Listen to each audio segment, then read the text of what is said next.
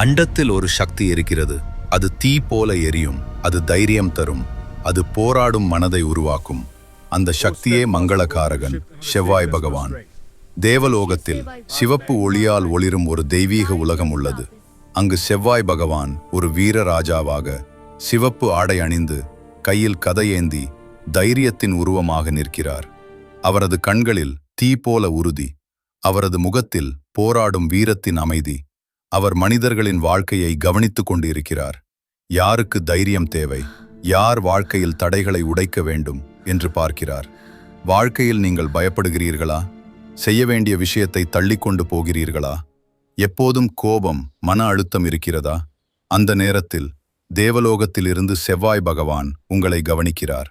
அவர் தனது கையை உயர்த்தி ஆசீர்வதிக்கும் போது சிவப்பு ஒளி உங்கள் வாழ்க்கையில் பரவ ஆரம்பிக்கும். அந்த ஒளி பயத்தை எரித்து அழிக்கும், தடைகளை உடைக்கும், உங்கள் உள்ளத்தில் தைரியம் உருவாக்கும்.